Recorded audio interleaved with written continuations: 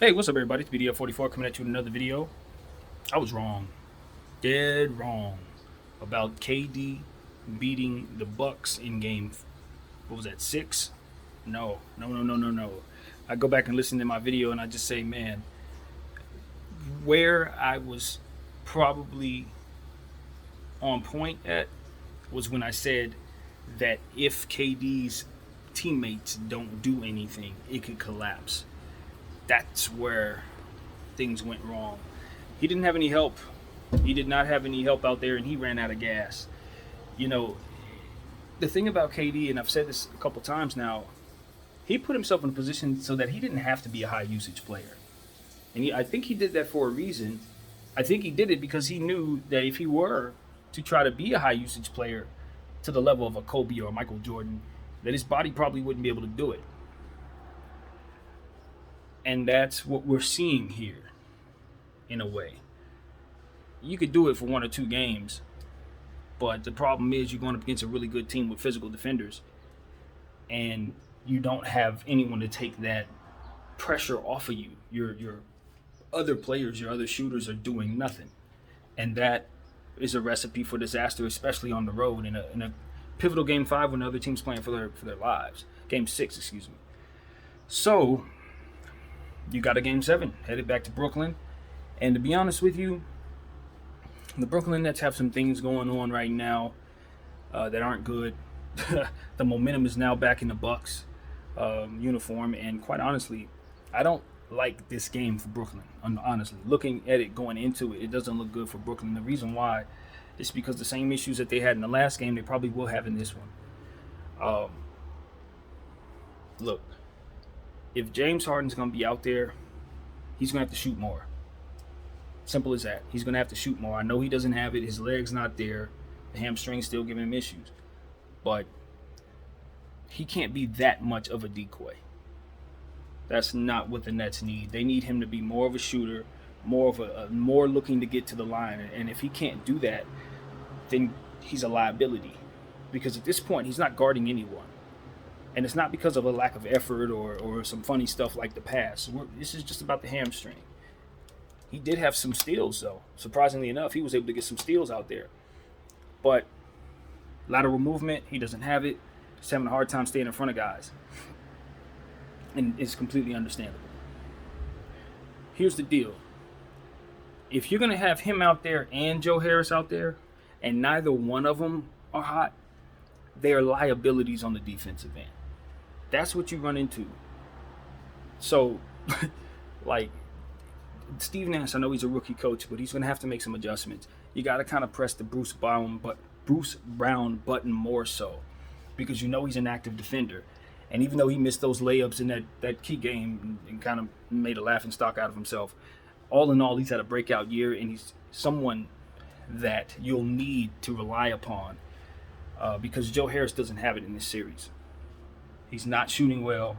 He was 1 for 4 in the last game. In the previous game, he didn't have it, and he's not guarding anyone. So what you have is 2 defensive liabilities on the floor in key moments at the same time. Jeff Green had a fantastic game 5, but what did I tell you? Did you expect him to do that again? Of course not. Of course Jeff Green's not going to have 2 fantastic games back to back. He was null and void in this game. Blake Griffin had some open 3-point shots, but his rhythm was off, completely off. He was not shooting like himself. And as a result, what you had was simply no help. Simply no help. And look, that game got out of hand quickly. The Bucks cut it down to 5. I blinked twice, maybe went to go get some water, came back, and the score was like at 20. I don't know what happened because I was having a hard time watching the link that I was trying to watch as well. That was another issue, kind of kept me from watching the full game. But the score had just completely gotten out of hand. I don't know what happened. I think the Bucks went on like a 14-0 run or something to close the game. That's one of those knockout punches that I always tell you about, like you don't come back from. That's one of those. The way the Nets lost this game, it makes me think that they may not have a whole lot left. You know, they may have just run out of gas. KD obviously is high usage at this point, a lot higher than he's probably been in years. He's not accustomed to this. It's one of those situations where, even though I believe in him and I think that he should be able to do this, the reality is the combination of PJ Tucker, Giannis Antetokounmpo, and all these different guys that they're throwing at him, Middleton, it's a lot. It is a whole lot. When he doesn't have shooters to kind of look away from, get that defense off of him, so to speak. So it's a tall task, man, and it's going to be a tough summer if he loses this Game 7 in Brooklyn. It's going to be tough. And James Harden, it's most important that those guys get healthy, but they also are going to have to find a way to get more reliable players on this team, more athletic swing players as well to go along with these guys. The players that they have that they're building around, they're just a little too stiff at this point. They're just a little too old, and I know why. It's because it's tough building around players of that magnitude when you have that little cap space. But they have got to try to find a way to get younger and more agile, kind of complement those players so that in the event this does happen again, they'll have more of a competitive edge. Because right now, they are too reliant upon those three players, and two of them are down, and they're heading to a Game 7. It's that simple. It's literally that simple. So injuries took out the Lakers, and it looks like the Nets may be falling to injuries as well. And give the Bucks credit, man, for them to have lost that last game in such embarrassing fashion. They came back and played extremely well. Chris Middleton had a fantastic game, both sides of the floor. He's finally showing up. And I said he started off this series and these playoffs struggling bad. But eventually, as the games progress, players tend to find their rhythm. They tend to snap out of funks. The games just need to keep coming, and they do. And what's happening for Middleton is he's finding his stroke at the right time. If he's turning back into this Middleton, if he can continue to play like this, the Bucks are an entirely different team. Because what you're counting on in assessing the Bucks these days is that he's not being this guy. Jrue Holiday played better in this game as well. They both went off in the ways that I thought they would go off in Game 5. This is what they need to do in Game 7 to close this series. Those two players must continue to play well, because Giannis does not have it in this series. He doesn't. And I know he played better in the last game. Maybe he'll snap out of his funk. But right now, he's more so relying upon his role players. And KD simply doesn't have his. So that's what you have going on. That's it. That will determine this series probably. Just like it's determining all these series really. It's injuries. Who is going to make it to the end of the season? Who's healthy enough to get here? Now the Nets have an opportunity to do the impossible. That's beat a team that's fully healthy with two of their stars missing and the rest of their role players kind of inconsistent. Odds are not looking good for the Nets at all under those circumstances. They need more out of James Harden. Whether he can give it to him or not, it's needed. He needs to shoot more. Period. I know you're hurt. If you're too hurt, sit down. You feel me? That's where I'm at, because he's too much of a great player to have out there only taking a couple shots. I mean, literally, I don't care if he's hobbling. I don't care if he's forcing shots. You need him shooting more, period. And you can't be stubborn about his health. If he doesn't have it, sit him down, period. So that's what I would say to Steve Nash. You got to make adjustments, man. You're going to get ate up on the inside. The one thing about the Bucks, and I've been listening to pundits, so I'm piggybacking what was said. But the one thing about the Bucks is they do have the interior edge in this game, in this series, and they haven't been taking advantage of it like they need to. I know that Giannis has had his free throw woes. Everybody's been talking about him.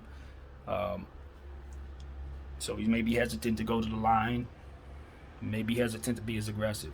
But that is exactly where you're going to find the distance, that space and cushion that you're looking for between this team in terms of the score. It's on the interior. As long as you're continuing to dunk on their heads like he did in the closing minutes of that fourth quarter, that infinite dunk, that emphatic dunk rather, that he hit on them. If he's playing like that in Game 7, it's lights out for the Nets.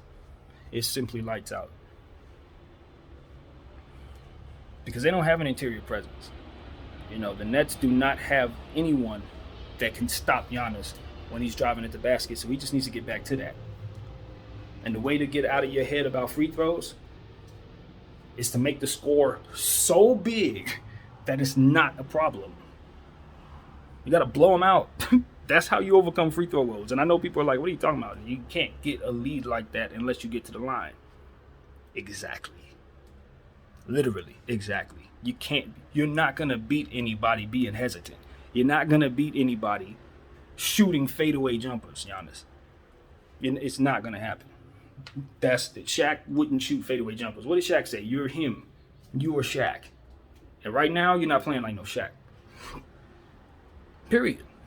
If Giannis starts thinking along the lines of, hey, Shaq kind of said that I'm him. He said that I'm the new age him. Giannis, if I were you, I would be watching Shaq highlights today. I would be watching Shaq highlights. I wouldn't be watching no KD. I wouldn't be watching no Kobe. I wouldn't watch none of those guys. I would be watching Shaq. Because what you need to do is try to get about 12 dunks in the next game. That's what you need to do. You're healthy. 12 dunks, and you clear them out. Brooklyn will go home hurt. 12 dunks. Because that's the Giannis that won all these MVPs. Not this dude that's fading away. Not this dude that's saying, well, KD's the greatest player in the world, and maybe my coach wants me to defend him. Nah, that's bullshit. The Giannis that I thought that I knew would tell Budenholzer, I don't know what you think you're doing, but you need to put me on KD right now because he's cooking us. And I bet if you would have said that to Budenholzer, he would have been like, yeah, you're right, get on him. You got to demand that. As a superstar, you got to demand that. You can't win 2 MVPs back-to-back and then give this other guy credit. You got more MVPs than him. Think about that. You got more MVPs than him. And you going to sit up here and say he's the best player in the world? Because he's winning? No, you're supposed to stop him from winning. It's your job. That's why they pay you the big bucks. That's why they got Drew Holiday and Middleton and built all this around you. That's why they dedicate the last 9 years to your development. So that you can be the guy that beats that guy and anybody else to try to come in their arena. I'm sorry, but that's the mentality of him right now. It's just not. That ain't the Giannis that's been talking to us for the last couple of years. I don't know who this uncertain Giannis is, but I can't stress it enough. He needs to snap out of that. Because believe it or not, this is the best opportunity he's ever had to win a championship. Like right now. This is the best opportunity he's ever had. He needs to be believing in himself, not giving credit to anybody else. With that being said, I do wonder what's going to happen in this game. It didn't go either way. What I thought was going to happen in Game 5 happened in Game 6. What I thought could happen in Game 6 may happen in Game 7. And what I thought was going to happen in Game 6 was that KD was going to go off for 45 and send them boys home. That did not happen. Was I a game early? We'll find out. My name is BDF44. Thank you guys for watching. I'm out.